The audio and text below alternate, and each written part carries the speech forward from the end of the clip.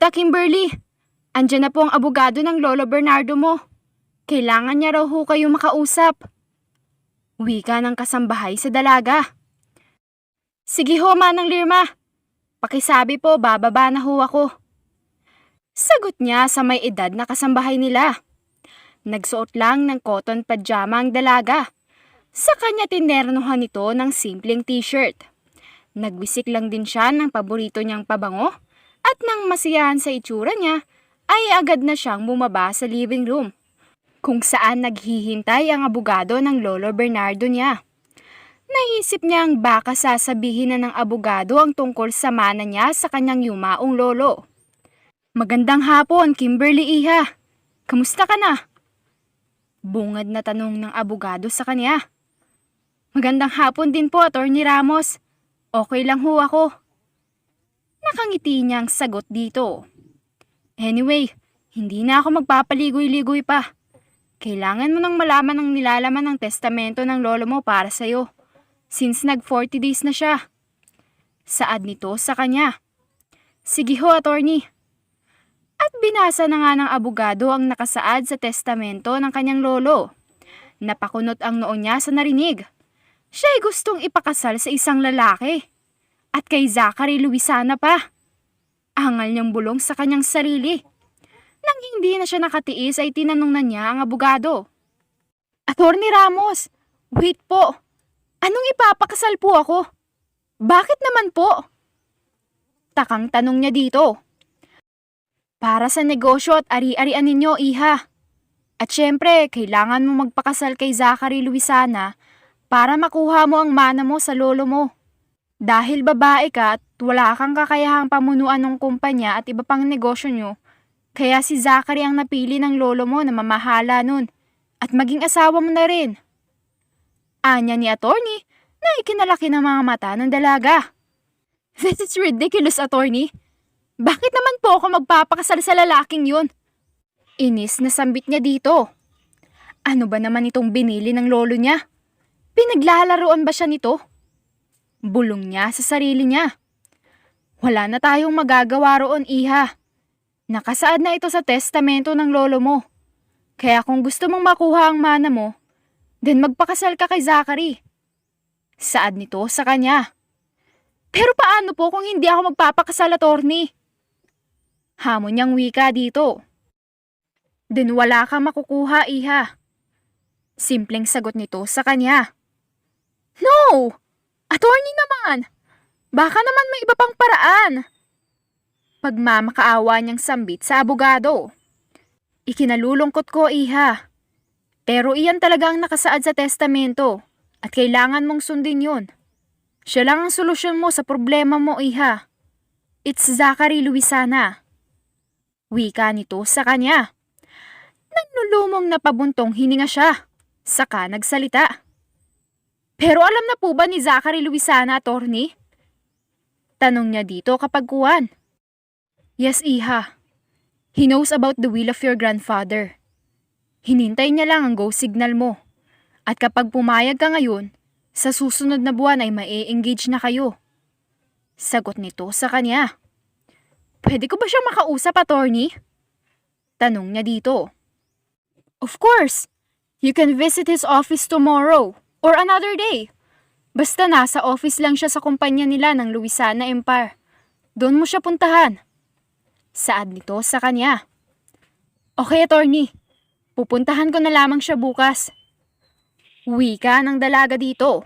Sige, Iha. Anyways, aalis na rin ako. Ani nito sa kanya, saka ito tumayo at nakipagkamay. Nang makaalis na ang abogado ng Lolo Bernardo niya, ay nahulog siya sa malalim na pag-iisip. Paano siya makikisama sa isang lalaking hindi niya gaanong kilala? Noong nabubuhay pa ang kanyang lolo ay palagi niyang nakikita ang lalaking yun. Hindi naman lingid sa kaalaman niya na mayaman pala ang lalaking yun. May-ari din ito ng 2 kumpanyang kinabibilangan ng angka niya. Ang Luisana Empire at ang Luisana Shipping Lines. Bilyonaryo ang lalaki. Pero bakit tinanggap nito ang habili ng Lolo Bernardo niya kung kagaya nila ay mayaman din ito? Anong rason nito at Ano ang pakay nito sa kanya? Saka marami din siyang haka-hakang naririnig na isa daw itong heartless. Walang puso raw. Pero hindi niya alam kung totoo ba iyon o mga paninira lang sa lalaki. Kung nasa negosyo ba ito heartless o sa isang relasyon. Iyon ang una niyang aalamin. Kimberly Madrid is the only grandchild of her billionaire grandfather, si Senyor Bernardo Madrid. Ang ama niya ang nag-iisang anak ng lolo niya, si Alexander Madrid, at sa ina niyang si Susan Termulo Madrid.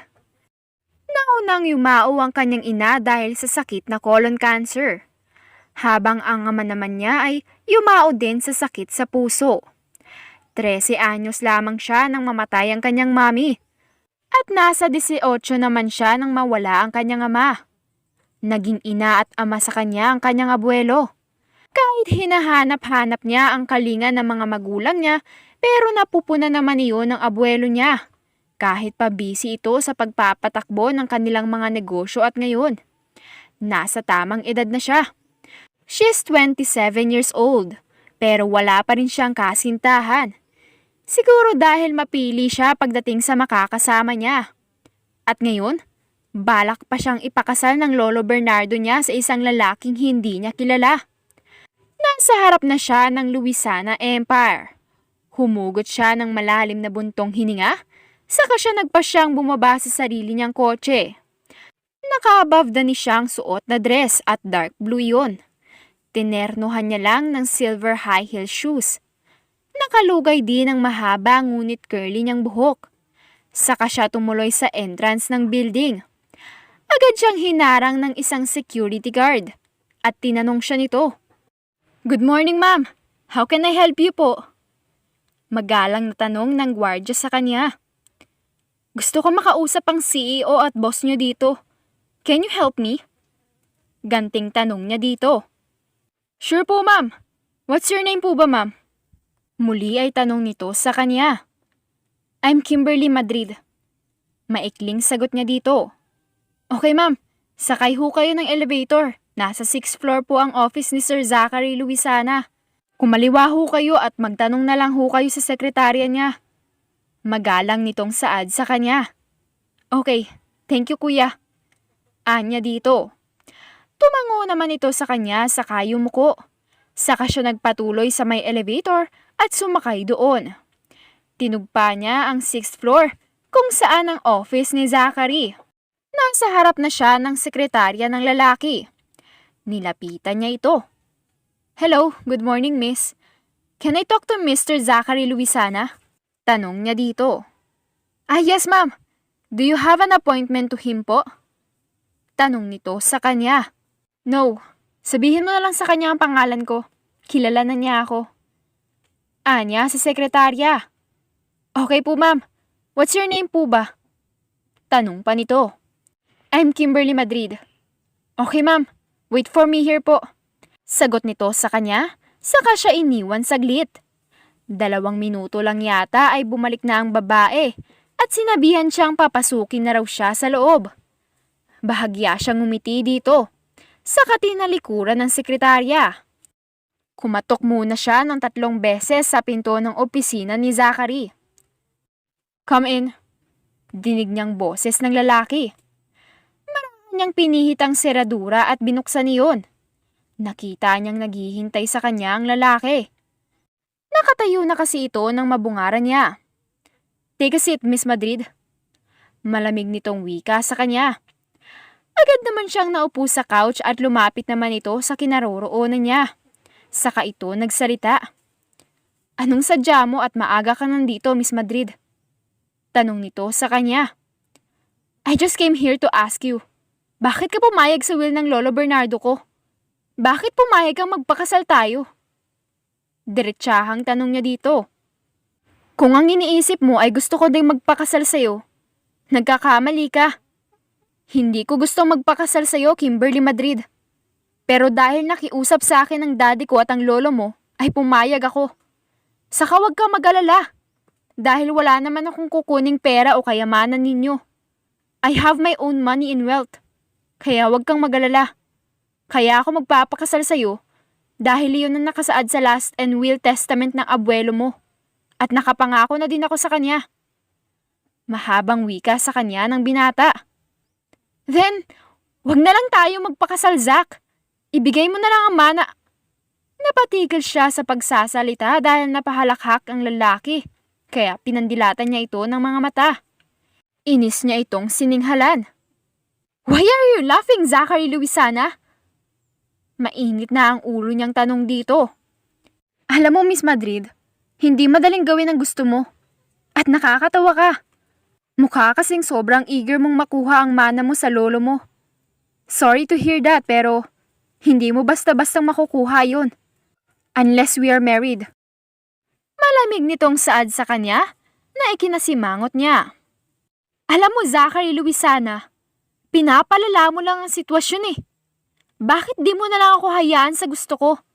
At huwag mo na akong pakialaman. Tutal pareho naman tayong ayaw sa kasalang to. So bakit pa tayo magpapakasal? Pwede naman akong humanap ng lalaking pwede kong pakasalan kung sakali. Tsaka, hindi kita type para maging asawa ko. Pasensya ka na. Mataray niyang wika dito. Ngunit sa halip na sumagot ito'y nginisihan lamang siya ng lalaki. Kaya lalo siyang nainis dito. Alam mo, this is useless, Mr. Luisana. At mukhang may hidden agenda ka sa mga ari-arian ng pamilya ko. Sabihin mo na ang gusto mong sabihin, Miss Madrid. Wala akong balak na patulan ka. Basta hihintayin ko na lamang ang pagpayag mong magpakasal tayo. Kasi kung hindi, wala ka nang mahihita sa ari-arian ng Lolo Bernardo mo. Matigas na sambit nito sa kanya. Sa narinig niya ay hindi niya maiwasang wag pagtaasan nito ng boses. Naiinis na talaga siya dito. Do you think magpapakasal ako sa'yo? Over my dead body, Luisana. Wala kang mahihita sa akin. Ang kapal na mukha mong magmalaki sa akin, ha? Sigaw niya sa galit na boses. Ramdam pa niya ang pag-akyat ng dugo sa ulo niya ng mga sandaling iyon. Well, let's see, Miss Madrid. You are free to leave my office now. And please, lock the door. Utos pa nito sa kanya. Kaya mas lalo siyang nainis dito at nagsalita. I hate you! Galit na sigaw niya dito. Saka siya lumabas ng opisina na yon at pabagsak na sinara ang pinto. Wala siyang pakialam sa mga taong nakakita sa eksenang yon. Para sa kanya, galit siya at kailangan niyang ilabas iyon. Mara siyang napabuntong hininga sa loob ng kotse niya. Saka muling sinariwa ang mga palitan nila ng salita ni Zachary Luisana. Talagang heartless ito. Walang puso. Kung wala itong gusto sa kanya para pakasalan siya, bakit di na lamang siya nito hayaan? Inis niyang tanong sa kanyang sarili. Gwapo sana pero mukhang mapanganib.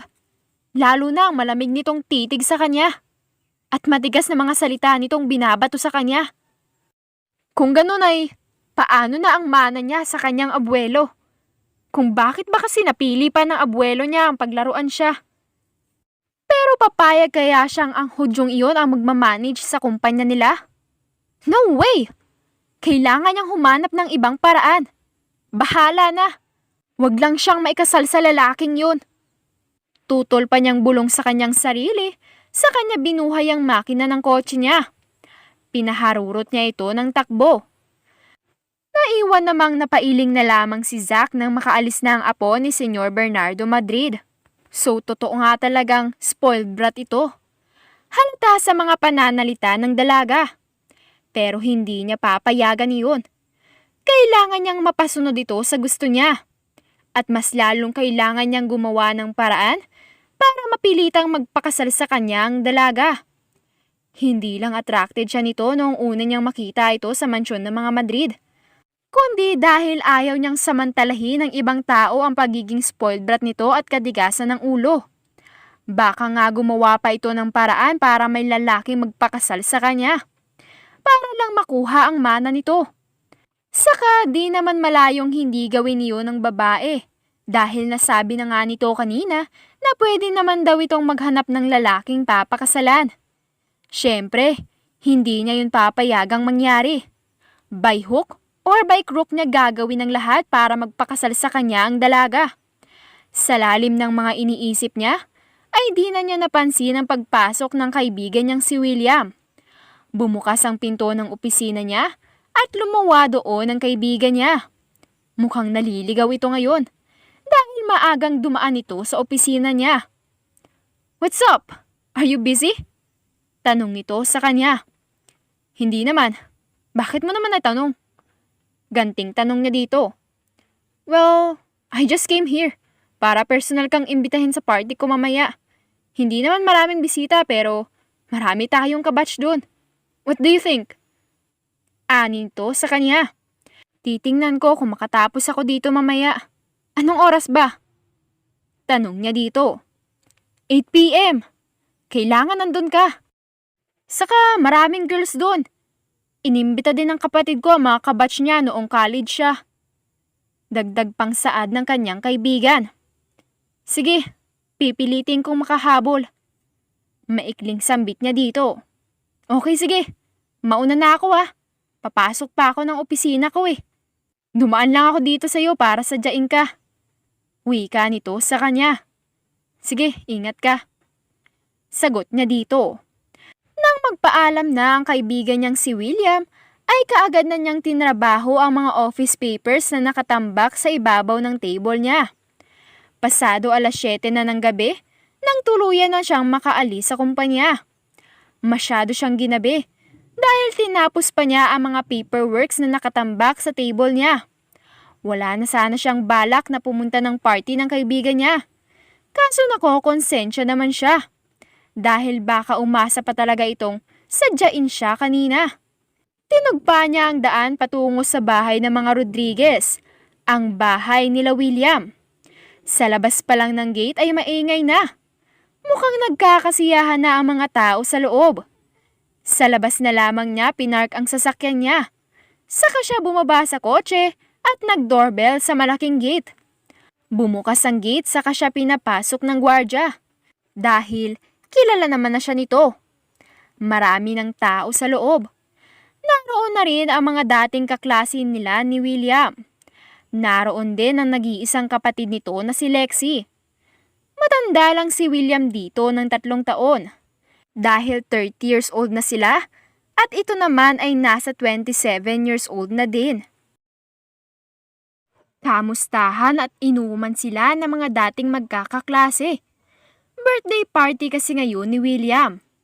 Malalim na ang gabi nang marinig niya ang pamilyar na boses ng babae. Papunta na sana siya ng restroom para manubig. "That's enough, girls. Lasing ka na eh. Tara na, hatid na muna kita sa guest room para makapagpahinga ka na rin." "Lexi, I'm fine, okay? Saka, unti nga lang ang nainom ko ngayon eh. Saka wag ka mag-alala, kaya ko pa. Gusto ko lang naman makalimot sa mga problema ko eh. Ganto na lang. Hanapan mo na lang ako ng guy na pwede kong pakasalan. What do you think? Dinig niyang sabi ng isang babae na pamilyar ang boses. Nang hindi na siya makatiis ay tiningnan niya talaga at sinigurado niyang tama ba ang hinala niya. It was Kimberly Madrid. Bakit nandito ito? Baka kaklase din ito ng kapatid ni William. Kailangan niyang lapitan ng babae at pauwiin niya. "But Kim, lasing ka na. Let's go na." "Lexi, hayaan mo na siya. Ako na ang maghahatid sa kanya." Sabat ng wika niya sa kapatid ni William. "Oh, there you are. What are you doing here, Zach? Are you stalking me? Ganyan ka na ba kadesperado na magpakasal ako sa'yo?" Galit na sambit nito sa kanya. "Excuse me, wait? Magkakilala kayo?" Naguguluhang tanong ng kapatid ni William sa kanila ni Kimberly. "Yeah, I know her. She's my future wife, Lexi." Ani niya sa dalagang kapatid ni William. "Really, kuya? What a small world. Ikakasal na pala." "Oh, shut up, Lexi. Sino nagsabi sa'yo magpapakasal ako sa unggoy na to? Ang kapal na mukhang mang-angkin ng ari-arian na di naman sa kanya." Matabi lang dilang wika nito. Saka siya nito inismiran. Magsasalita pa sana si Lexi pero inunahan na ito ng binata. "Sige na, Lexi. Ako na ang bahala sa kanya. Ihahatid ko na lamang siya sa kanila. Kung ano-ano na kasing pinagsasabi nito. Ani ng binata sa kapatid ng kaibigan niya. Sige po kuya. Salamat po ah. Kayo na po ang bahala sa kaibigan ko. Pagkasabi nito'y saka ito agad umalis at naiwan na lamang silang dalawa ng dalaga. Let's go. Ihahatid na kita. Huwag mo akong tatanggihan, Kimberly. Banta niyang wika sa dalaga. Really? Pinagbabantaan mo pa ako? Ang kapal talaga ng mukha mo, ano? Saka, akala mo ba magpapakasal ako sa'yo? No way! Hindi kita gusto. At mas lalong hate na hate. At dahil nainis na ang binata sa pinagsasabi nito'y, siniil na lamang niya ito ng halik sa labi. Isang mapagparusang halik ang ginawad niya dito. Hanggang sa naramdaman na lamang ng binata na gumaganti na pala ng halik ang babae. At bago pa siya makalimot at may mangyari sa kanila ng dalaga, ay kaagad na niyang binitawan ang labi nito. Sa kanya ito nginisihan. Am I a good kisser, babe? Tanong niya dito. Alam mo, puro halik lang naman ang alam mo eh. Nang hahalik ka lang naman dahil naiinis ka na sa akin. At dahil lasing na talaga ito ay kaagad na niyang binuhat ito na parang isang sakong bigas lang. Ano ba? Let me go, Zach! Hey! Nagsisisigaw pa ito habang hinahampas nito ang likod ng lalaki gamit ang mga palad niya. Wala na ring pakialam si Zach na maraming makakakita sa eksena nilang dalawa ni Kimberly. Basta ang nasa isip niya'y mapapauwi niya ang spoiled brat na dalaga. Mabilis niya itong inilapag sa kotse niya. Saka siya lumigid sa kabila at sumakay sa driver's seat upang mapaandar ang sasakyan. How dare you! Talagang pati dito sa party ng kapatid ni Lexi ah. Sinusundan mo pa talaga ako? Yung totoo, nagagandahan ka ba sa akin? Wika nito sa kanya. Pwede ba? Tumahimik ka na? Ang ingay ng bunganga mo. Nakakarindi ka na. Galit na singhal ng binata sa kanya. Do you think natatakot ako sa'yo? Tatahimik ka ba o dito pa lang sa kotse ko reripin na kita? Bantang wika niya sa dalaga. Walang hiya ka talaga. Bakit ba hindi mo na lang ibigay ang mana ko? Kung pareho naman tayong walang gusto sa ganitong sitwasyon, di ba? Galit na sambit nito sa kanya. Paulit-ulit na lang ba tayo dito? Sinabi ko na sa'yo, di ba? Makukuha mo lang ang mana mo kung magpapakasal ka sa akin.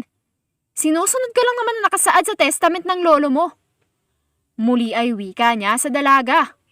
I hate you, Zach! Umiiyak na sambit nito sa kanya. Hinayaan na lamang niya itong umiyak. Basta maihatid na lang niya ito sa bahay ng mga Madrid. Sa buong biyahe nila ay tahimik lang siya. Hindi na rin kasi niya naririnig na umiiyak ang dalaga. Nang tingnan niya ito'y nakatulog na pala ito sa sobrang kalasingan. Napailing na lamang siya nang mapagmasda ng maamong mukha ng dalaga.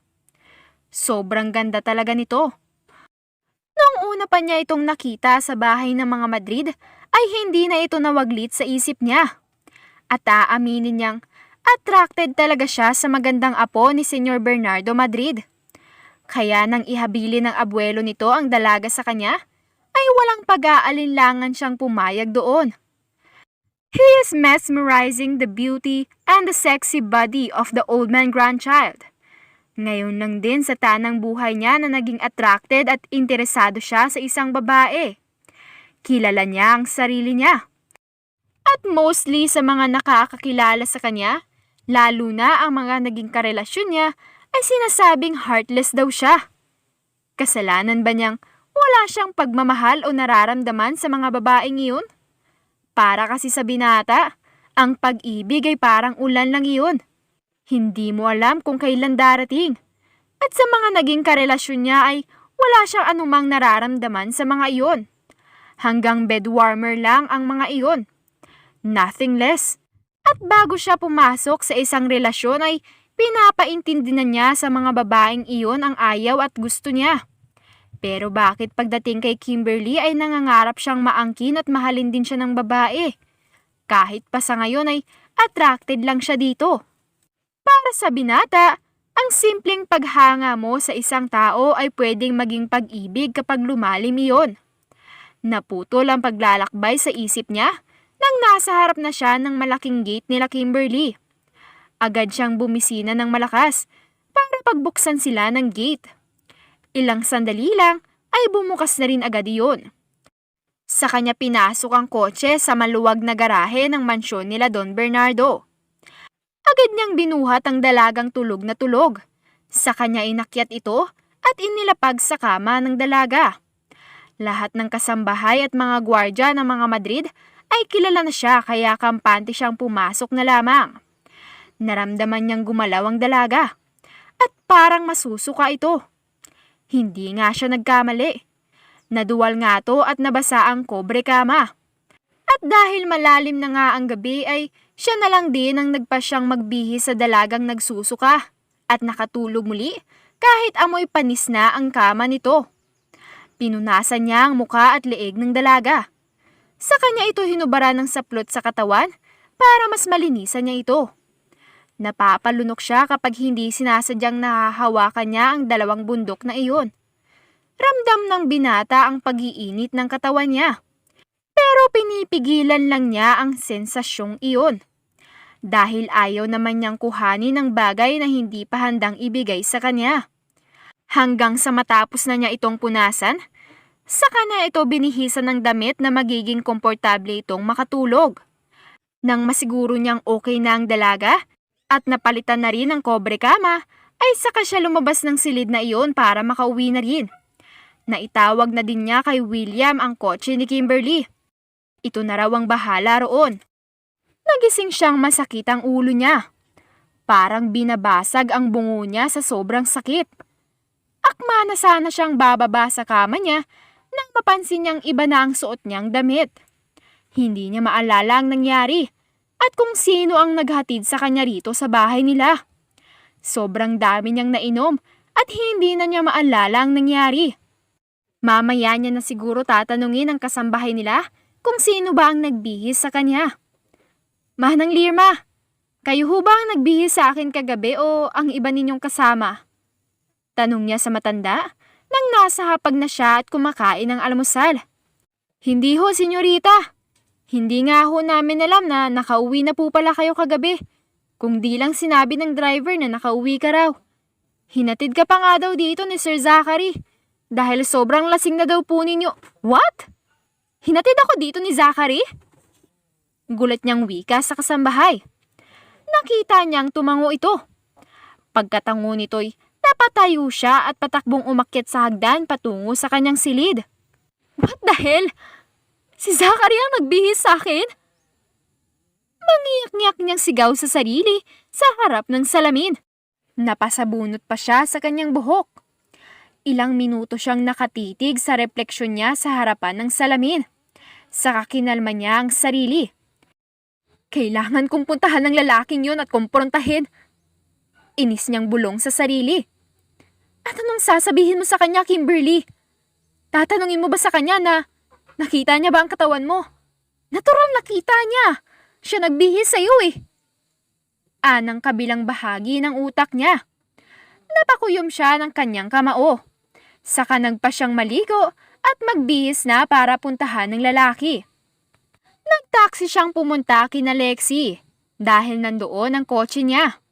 At nang nakuha na niya ang kanyang sasakyan, ay agad na siyang nagtungo sa Louisiana Empire.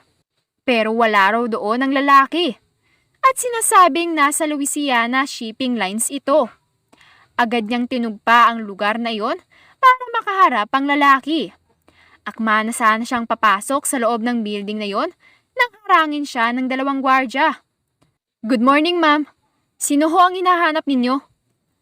Magalang na tanong ng dalawang gwardya sa dalaga. I'm looking for Mr. Zachary Luisana. Is he here? Tanong niya sa mga ito.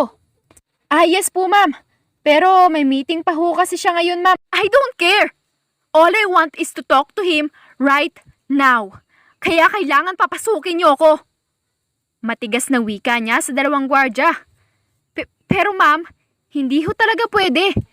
Kung gusto niyo po, doon na lang po kayo sa sekretarya niya. Hintayin niyo na lamang ho matapos si sir. Pasensya na po talaga. Anyway, ano ho pala ang pangalan niyo, ma'am? Tanong ng isang gwardya sa kanya. I'm Kimberly Madrid. Taas noon niyang pakilala sa mga ito. Sige po ma'am, sa sekretarya na lang po muna kayo ni Sir Zachary. Doon niyo na lamang hintayin si Sir. Pasensya na po talaga. Saad pa ng mga ito sa kanya. Fine, maikling sambit niya sa mga ito.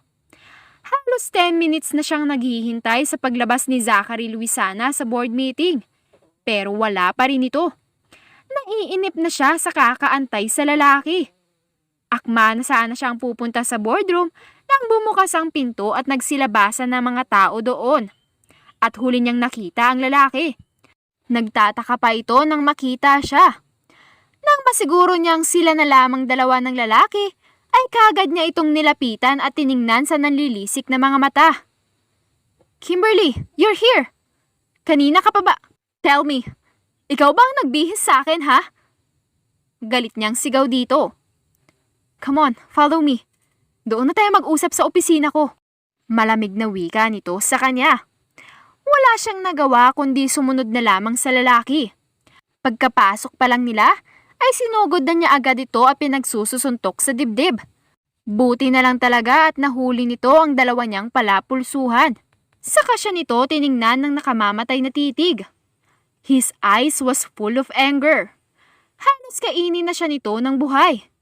Dahil sa paraan ng pagkakatitig nito sa kanya. Bigla siyang natakot sa nakita niyang galit sa mga mata nito. Kumalma siya. Saka dahan-dahang bumaba ang mga kamay niya. Yes, ako nga ang nagbihis sa'yo. Pero bakit parang big deal sa'yo na binihisan kita? Wala naman akong ginagawang masama sa'yo ah. Binihisan kita dahil basang-basa ka ng suka mo. Ako ang naglinis sa'yo dahil nahihiya na ako mambulabog ng mga kasambahay para bihisan ka. Saka, basa na rin ang sapi ng kama mo at maging yon ay pinalitan ko. Bakit galit ka sa akin ngayon? Imbis na magpasalamat, magpasalamat?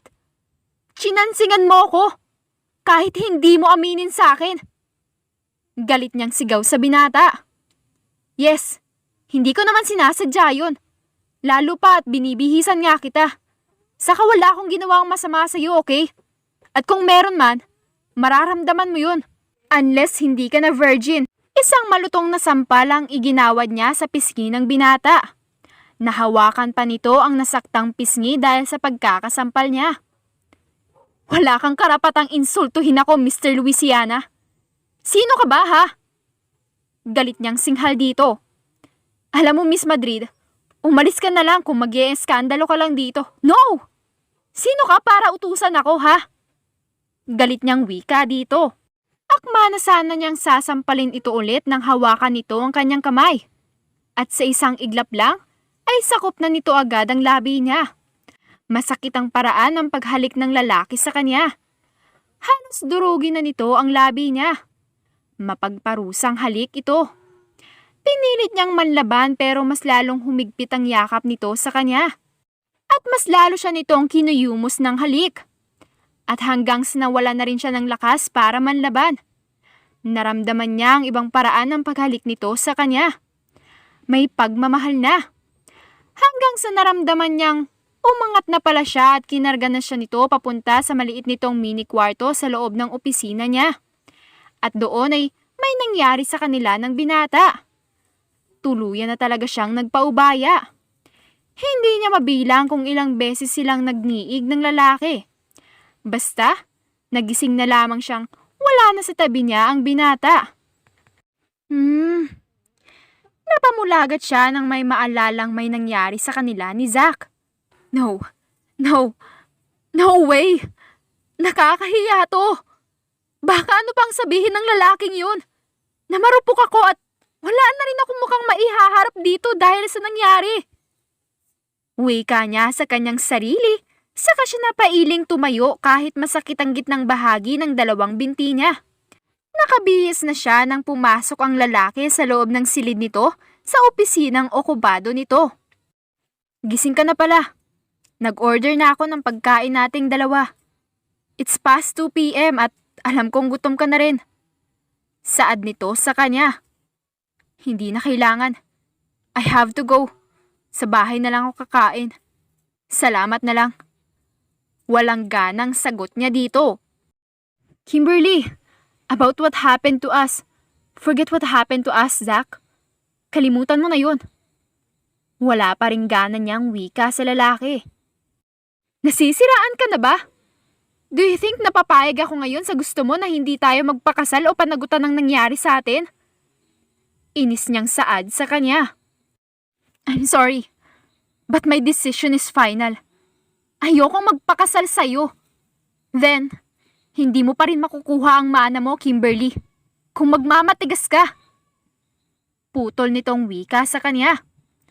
Matagal na silang nagsukatan ng tinging dalawa. Sa huli ay siya na lamang ang nagbaba ng tingin. Saka sinagot ito. Fine, pag-iisipan ko.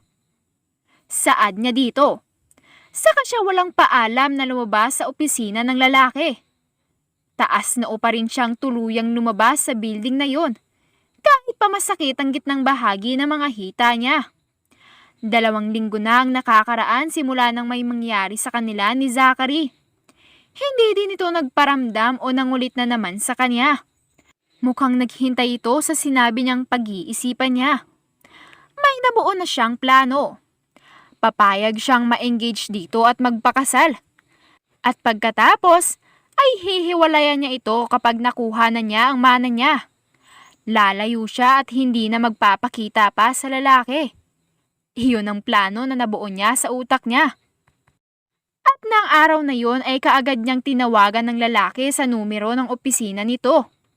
Kaagad namang sumagot ito sa tawag niya. Yes? Hello? Bungad nitong sagot sa kanya. Zach, magkita tayo mamaya para pag-usapan ang desisyon ko. Saad niya dito, sa kanya sinabi ang lugar kung saan sila magkikita. Agad naman itong sumang-ayon sa gusto niya. Sure. Anong oras ba? 7:30 p.m. Hihintayin kita doon mamaya. Ani niya sa lalaki. Okay, see you there. Wika nito, saka ito nawala sa kabilang linya. Neon green ang suot niyang evening dress ng gabing yon, at above the knee ito. Tinernohan lang niya ito ng black high heels. Pagkadating niya sa restaurant ay naroon na ang lalaki. Mukhang nauna ito sa kanya.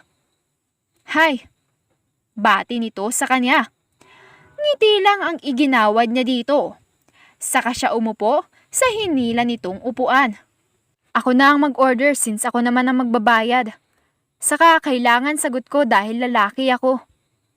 Ani nito sa kanya. Sure. Maikling sambit niya dito. Nang tawagin ito ang waiter at hiningi ang menu, ay umorder na sila kaagad. Saka na nila hinintay ang pagkain na inorder nila. So, anong masamang hangin at nakipagkita ka sa akin? Tanong nito sa kanya. Well, about sa sinabi ko sa iyong pag-iisipan ko ang tungkol sa kasal. Gusto kong malaman mo na pumapayag na ako sa gusto ng abuelo ko. Kahit pa wala na siya dito sa mundo natin. Basta makuha ko lang ang mana ko na dapat lang ang mapunta sa akin. Dahil ako naman ang tunay niyang apo at kadugo. Pasaring niyang wika sa lalaki.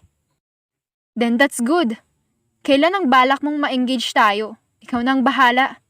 Pero para sa akin, dapat as soon as possible. Para mabilis na ang engagement natin. At maghintay na lamang tayo sa kasal natin. Putol niyang saad dito. Sige, kung yan ang gusto mo, sang-ayon ako. Sambit ng binata kay Kimberly. I need to do something. Alam kong may binabalak si Kimberly. And I need to find out. Hindi niya ako pwedeng taluhin. Tiimbagang na wika ni Zachary nang mauna nang umuwi si Kimberly pagkatapos nilang kumain ng dinner. Pagkadating niya sa kanilang bahay, ay kaagad siyang sinalubong ng kanyang inang si Lorraine. Son, how are you? Ginabi ka yata anak. Kumain ka na ba? Tanong nito sa kanya. Bago siya sumagot ay humalik muna siya sa pisngi ng ina. Sa kanya ito niyakap bago siya nagsalita. Yes ma'am, kumain na po ako. Kasama ko si Kimberly Madrid sa dinner kanina. Sagot niya dito. You mean, magkasama na kayo at okay na ba kayo? Muli ay tanong nito sa kanya. Yes, ma'am. We're okay, but by the way, si daddy ho. Tanong ng binata sa kanyang ina. Nasa kwarto lang namin. Why? May kailangan ka ba sa kanya? Takang tanong nito sa kanya. Gusto ko po kasi kayo makausap ng sabay ni daddy, mami. Saad niya dito. Sige, tatawagin ko lamang ang daddy mo. Ani nito sa kanya. Saka ito nag-excuse na tatawagin pa nito ang kanyang ama. Ilang sandali lang ay magkasabay nang bumaba sa hagdan ang mga magulang ni Zachary. What is it, son? Tanong ng kanyang ama. Pumayag na ho si Kimberly na magpakasal kami, daddy. Kaya gusto ko po sana as soon as possible ay ma-engage na kami. Saad niya sa kanyang ama. Is that true? Buti naman anak, pumayag na ang dalaga sa alok mo. Anong ginawa mo ha? Tinakot mo ba siya? Sabat na sambit ng kanyang ina. Mami, hindi po. Siya po talaga ang kusang pumayag at ngayon nga ay nagkita kami kanina. Sagot niya sa kanyang ina. Hindi niya inamin dito na may nangyari sa kanila ng dalaga. Hindi dapat yun malaman ng mga magulang niya. That's good, iho. Sige, sa susunod na araw ay gagawin ko ang lahat para ma-engage na kayo ni Kimberly. Wika ng kanyang ama sa binata. Thank you, Dad. Saad niya pa rito. Don't mention it, son. Matutupad na rin ang kahilingan sa'yo ni Bernardo. Ang maikasal ka sa nag-iisang apo niya. At syempre, pabor yun sa'yo. Dahil gusto mo naman siya, di ba? Nakangiting sambit ng kanyang ama. Yes, Daddy. Ngiting sagot niya dito. Basta anak, ligawan mo pa rin siya kahit pa-engage na kayo Mas maganda pa nga kahit magkasintahan kayo Sambit namang wika ng kanyang ina. Saka siya nito tinapik sa balikat niya. I'll try, Mommy. Knowing Kimberly, mahirap po siyang pasunurin. Lalo pa't ayaw niya sa akin. Kaya nga lang siya magpapakasal sa akin dahil sa mana niya sa kanyang yumaong abuelo. Mapait na sambit niya sa ina. Do your best, son. Ikaw pa, maraming babae ang naghahangad sa'yo. Pero ayaw mo naman. Saka tinawag ka na ngang heartless dahil sa mga babaeng iniwan mo. Sana this time, magtitino ka na. Lalo pa at sa babaeng gusto mo. Sambit pa ng kanyang ina. Yes, Mom. Okay, sige na. Magpapahinga na kami ng daddy mo, anak. Ikaw rin. Magpahinga ka na, ha? Saad pa nito sa kanya. Tumango naman siya at nauna nang umakyat ang mga magulang niya. Tinawagan niya muna si Kimberly para ipaalam ang engagement party nila. Yes? Hello? Sagot ng dalaga sa tawag niya. Kimberly, I called you para malaman mong sa susunod na linggo na ang engagement natin. Sinabi ko na rin sa parents ko ang plano natin. Saka titingnan daw ni daddy kung makakahabol sa susunod na linggo ang engagement party natin. What do you think? Anya sa dalaga. Oh well, kung yan ang plano mo, sige, hihintayin ko na lamang iyon. Wika nito sa kanya. Okay, thank you. Bye. Good night, Kimberly. Anya sa dalaga. Ngunit wala itong kibo sa kabilang linya. Kaya nagpaalam na lang siyang ibababa na niya ang cellphone. Pasasaan pa't magiging akin ka rin at mamahalin mo rin ako, Kimberly Madrid. Bulong niya sa kanyang isipan. Saka siya umakyat patungo sa silid niya para na rin makapagpahinga. Malalim na ang gabi. Pero hindi pa rin makatulog si Kimberly. Iniisip pa rin niya kung tama ba ang desisyon niyang sakyan ng plano ni Zachary. Nang wala siyang nakuhang sagot sa isipan niya'y tumayo siya sa kanyang kama. Saka siya kumuha ng kopita at nagsalin doon ng alak. Kailangan niya yon para makatulog siya. Bumabagabag sa kanyang isipan ng nalalapit nilang engagement party ng binata. Kinakabahan siya. Di ba yun naman ang gusto mo? Ang sakya ng sitwasyon? Don't tell me, naduduwag ka na ngayon. Dahil ba to sa paniniig ninyong dalawa ha, Kimberly? O dahil gusto mo na rin siya at di mo lang maamin dyan sa sarili mo na umiibig ka na sa kanya? Kantsaw ng kabilang bahagi ng utak niya. Natigilan siya sa kaisipang iyon. Siya'y nagkakagusto na kay Zachary? Imposible! I hate him to the core! Bakit naman ako magkakagusto sa lalaking yun? Inis niyang bulong sa kanyang sarili. Tumungga ulit siya ng alak para mawala sa kanyang isipan ang mga tanong na yun. Pasado 2:00 na ng madaling araw nang makatulog ang dalaga. At sikat na nga ang araw nang magising siya kinaumagahan. Agad niyang sinilip ang oras sa kanyang cellphone. Pero nagtaka siya dahil may isang taong nagpadala ng mensahe sa kanya. Agad niyang binuksan at binasa iyon. Good morning sa maganda kong fiancé. Ingat ka palagi. Don't skip your breakfast. Paalis na ako ng bahay. Napakunot ang noon niya sa sweet message na galing kay Zach. Anong paandar na naman ang balak ng lalaking ito? Pero aaminin niyang na-appreciate niya ang mensahe nito. Napangiti pa nga siya. Napabuntong hininga siya saka siya nagpasyang bumangon para na rin gawin ang daily routine niya kapag gumigising siya tuwing umaga. Manang Sita, si Manang Lirma po. Tanong niya sa may kaedad na kasambahay nila. Namalengke ho, senyorita. Bakit ho? May ipag-uutos po ba kayo? Ganting tanong nito sa kanya. Yes po.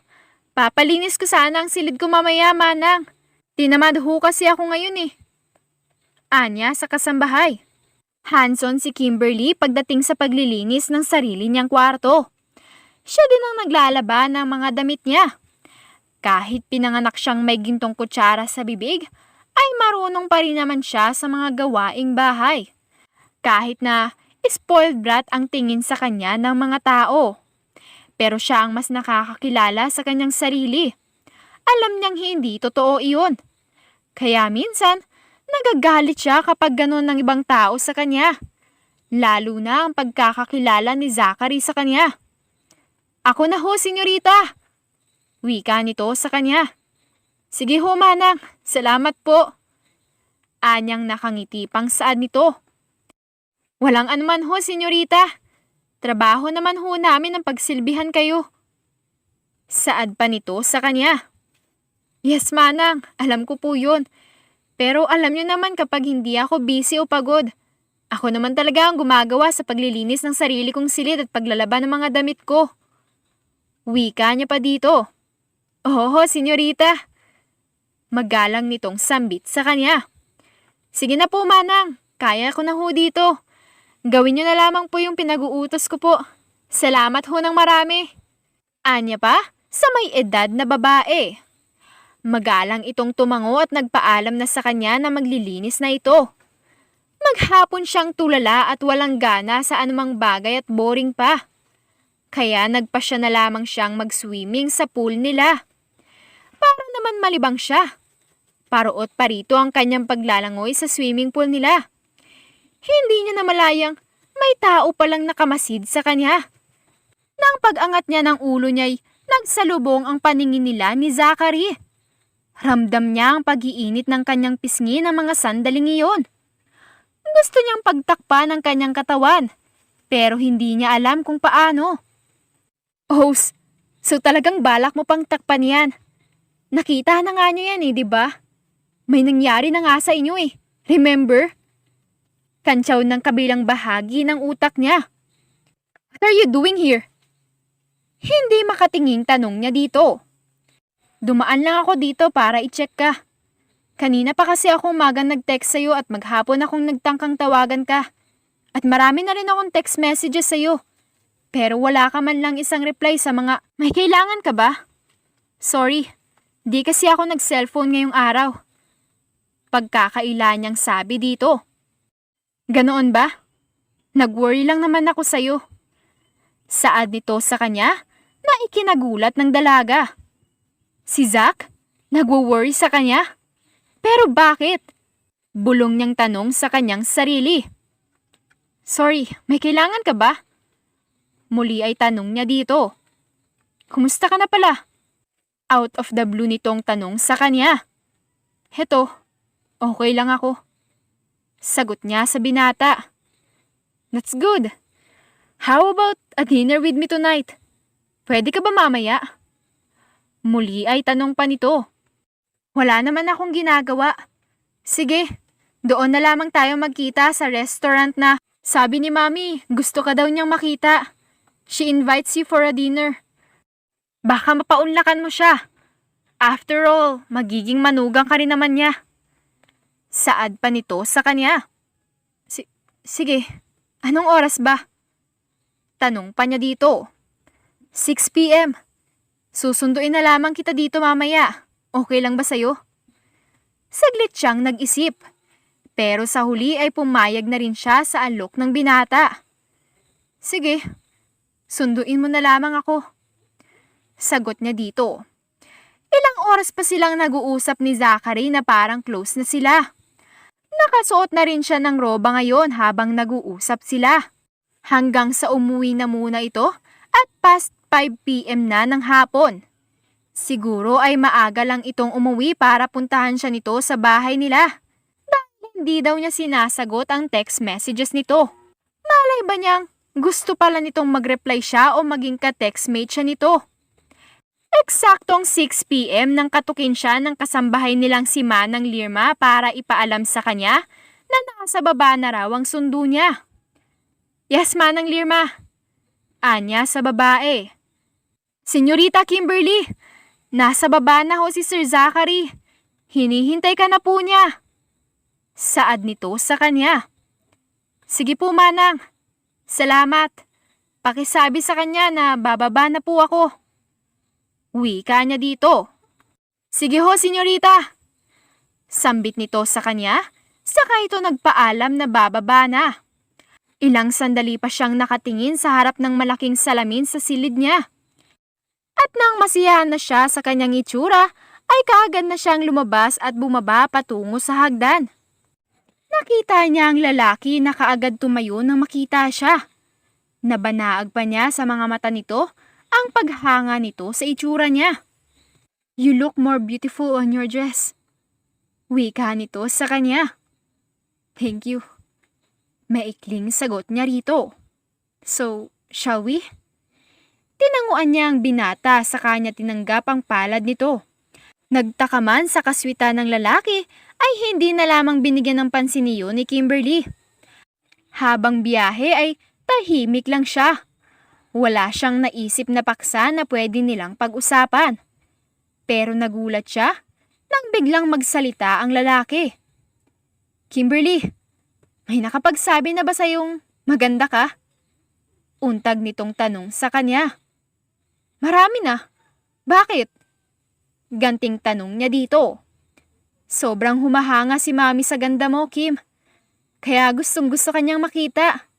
Sa opisina pa lang nga kanina panay ang tawag niya sa akin na dalhin daw kita sa bahay namin at sumabay ka sa dinner namin. Mahabang saad nito sa kanya. Ngiti lang ang isinagot niya sa binata.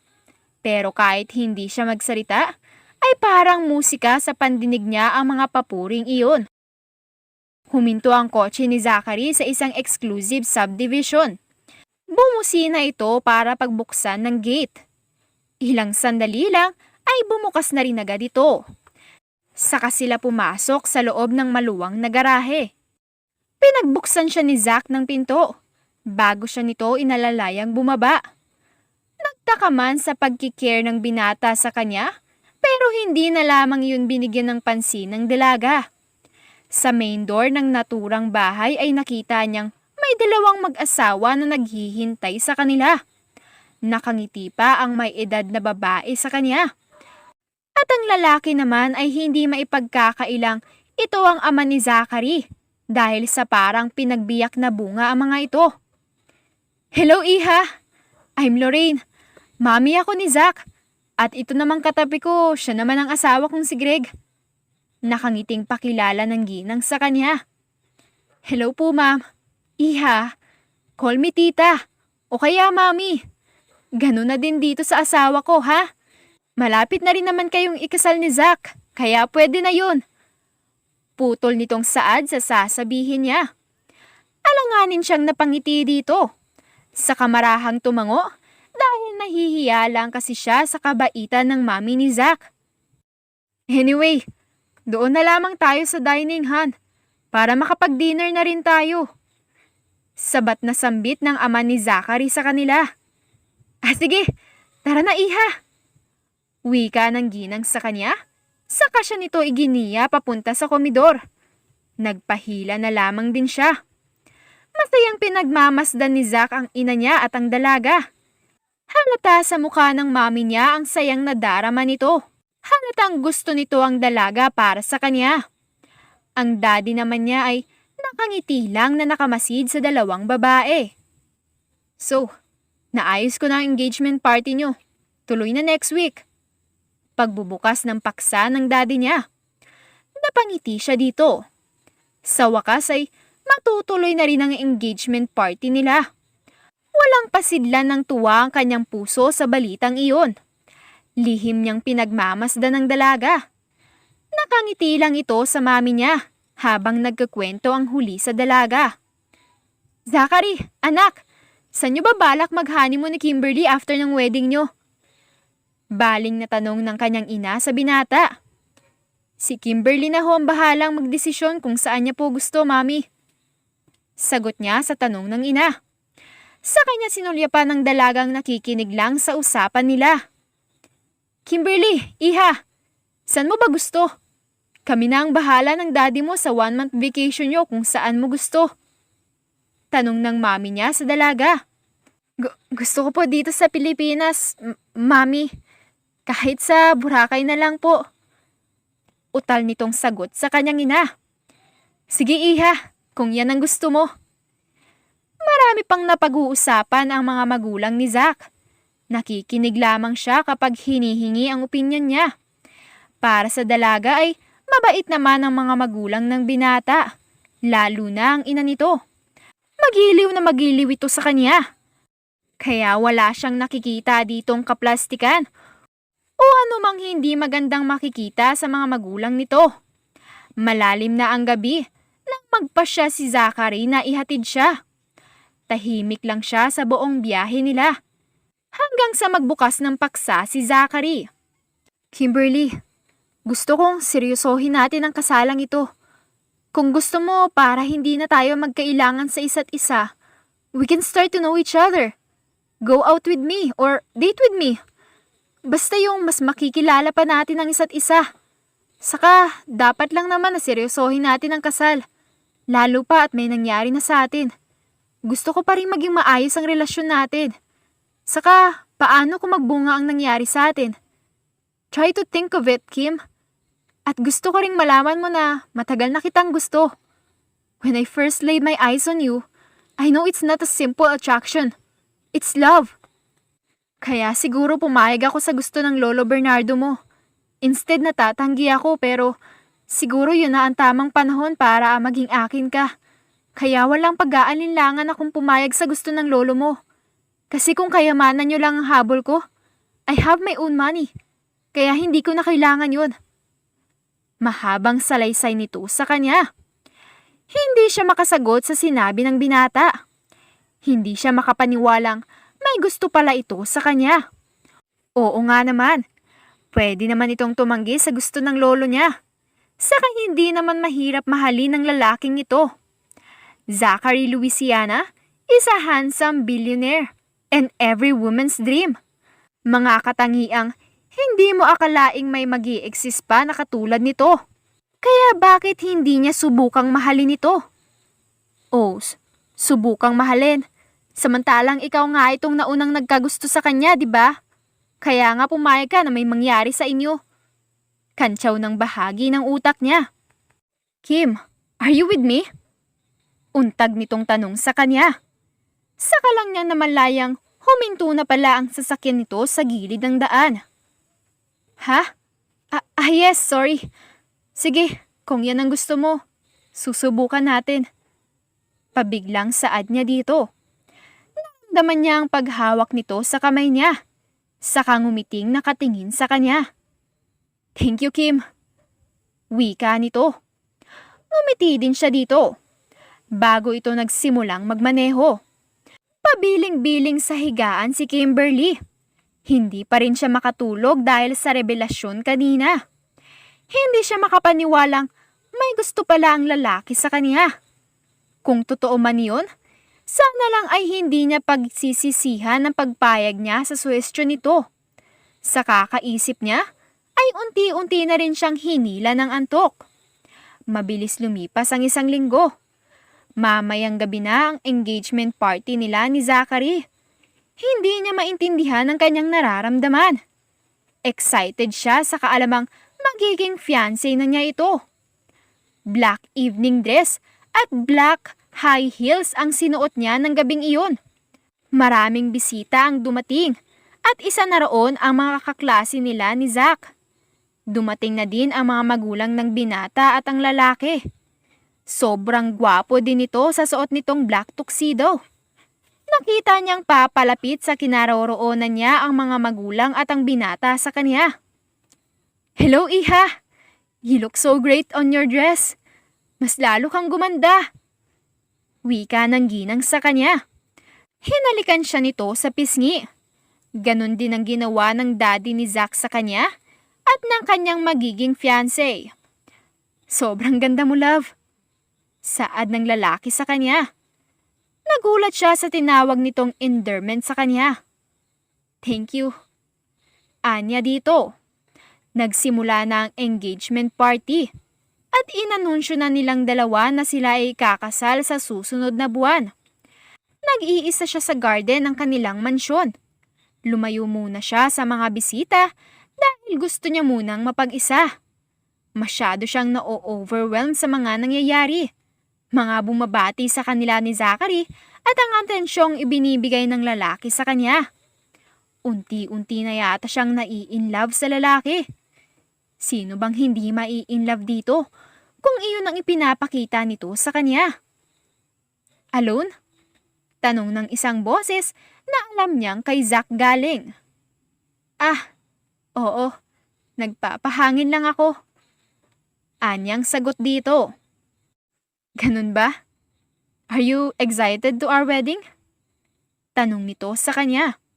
Sa kanya naramdaman na tumabi ito ng upo sa kanya. "Medyo. Kinakabahan lang kasi ako." Anya dito. "Bakit naman?" Muli ay tanong nito sa kanya. "Iniisip ko kung ano ang magiging buhay natin kapag mag-asawa na tayo." Saad niya dito. "Don't worry. Gagawin ko ang lahat, mapasaya ka lang, Kimberly. Mahal kita.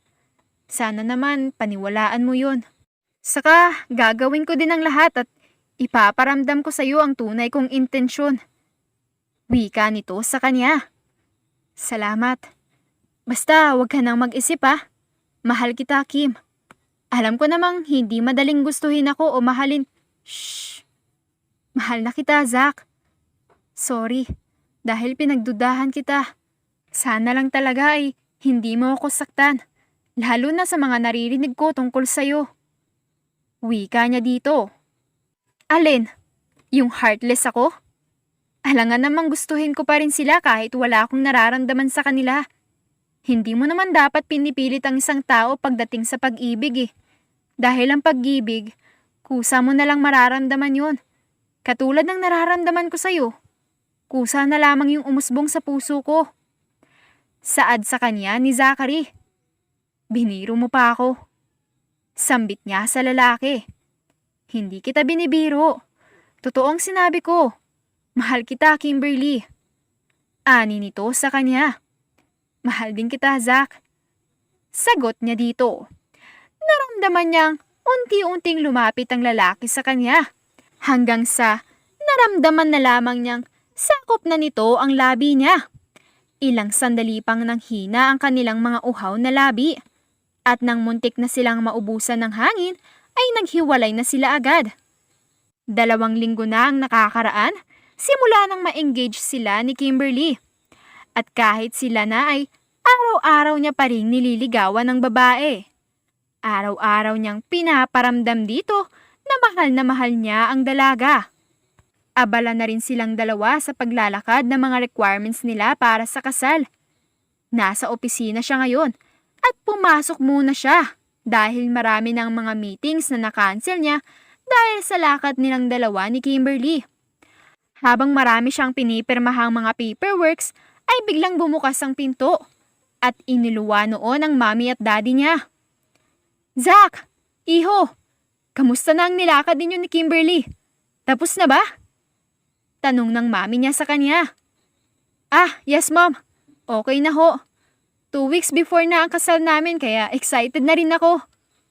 Saad niya sa kanyang ina. And how about the cake? May pinuntahan na ba kayo ni Kimberly? Sabat na tanong ng kanyang ama. Yes dad. Prepared na po ang lahat. Anya sa ama. Good. Basta, mamaya anak sunduin mo si Kimberly ha. Dahil magluluto ako for our dinner. Kaya sabihan mo siyang sa bahay na mag-dinner. Sambit na naman ng ina niya. Tumango naman siya sa mga ito. Saka naman nagpaalam na aalis na ang mga magulang niya. Love, busy ka ba? Bungad niyang tanong sa babae nang sumagot na ito sa kabilang linya. Hindi naman love, bakit? Tanong nito sa kanya. Magluluto daw si mami ng dinner mamaya. Kaya susunduin na lamang kita dyan. Ah, ganun ba? Sige. Hihintayin na lamang kita dito. Ani nito sa kanya. Okay love, bye. See you. I love you. See you. I love you too, Zach. Sagot naman nito, saka ito nawala sa kabilang linya. Simpleng maong jeans ang suot ni Kimberly nang sunduin siya ni Zachary. Tinernohan lamang niya ito ng isang flat sandals at white blouse. Pero kahit anong suot niya talagang humanga pa rin siya sa kagandahang taglay nito. Iba pa rin talaga ang pinagsamang jeans ng parents niya. Naging maganda ang resulta. Shall we, love? Wika sa kanya ng fiancé niya. Okay. Habang nasa biyahe ay nag-uusap silang dalawa ng lalaki. Napag-usapan nila ang plano nilang honeymoon. Kung final na ba daw ang desisyon niyang dito na lamang sa Pilipinas ang gusto niya. Actually, naisip niya rin yun. Nagbago na ang isip niya. She wants to go to Bali, Indonesia. Actually, nagbago na ang isip ko, love. Gusto ko sa Bali, Indonesia. Okay lang ba sa'yo? Anya sa lalaki. Why not? Saka maraming mga bakasyonista doon ngayon. I think that's a good idea, love. Sagot nito sa kanya. Yeah, naisip ko nga yan eh. Wika niya dito. Napatigil lang ang pag-uusap nila nang huminto na ang kotse. Kaya alam niyang nasa mansyon na siya ng mga Louisiana. Sa bungad pa lang ng main door ay agad siyang sinalubong ng mami ni Zachary. Tuwang-tuwa ito na makita siya. Akala mo naman ay matagal silang hindi nagkita. Kimberly, anak! You're here! Come here! May ipapatikim ako sa iyong bagong recipe ko. Masayang bulalas ng ginang, saka siya nito hinila patungong komedor. Iha, beef apritada to. Taste it! Ngiting wika ng ginang sa kanya. Tinikman nga niya ang pagkain, saka siya tumango-tango sa ginang, saka nagsalita. It tastes good, mommy. Turuan niyo po ako magluto nito minsan kapag may time tayo together. Saad niya sa ina ni Zachary. Sure, iha. Hamot, kapag may nakita akong bagong recipe, tatawagan agad kita para magluto tayo. Nakangiting sambit pa nito. Sige ho. So let's eat. Halina kayo, Zach, anak. Tawag ng ginang sa asawat nito't anak. Pasado 10:00 na ng gabi nang maihatid siya ni Zach sa bahay nila. Hinalikan lang siya nito sa labi. Saka siya nito niyakap at nagpaalam na. Hindi na rin ito pumasok sa loob dahil sobrang late na ng gabi at kailangan na din itong magpahinga ng maaga. Pero nangako naman itong tatawagan siya kapag nasa bahay na ito. Pagkapasok niya sa kanyang silid ay kaagad siyang naghubad ng saplot. Saka siya pumasok sa banyo para makapaglinis na rin ng katawan bago siya matulog. 10 minutes lang siya sa loob bago siya lumabas ng banyo at eksaktong tumunog ang cellphone niya. Kaya agad niyang dinampot ito at sinagot nang makita niya ang pangalan ni Zachary sa screen. Yes, love. Nakauwi ka na ba? Bungad niyang tanong dito. Yeah, kararating ko lang. Anyway, Kailangan ko na magpahinga dahil maaga pa ang meeting ko bukas. Saad dito sa kanya. Sige love, ingat. Good night. I love you. Wika niya dito. Good night love. I love you too. Ingat ka din. Pagkasabi nito ay nagpaalam na itong magpapahinga na. Mabilis lumipas ang ilang linggo at kasal na silang dalawa.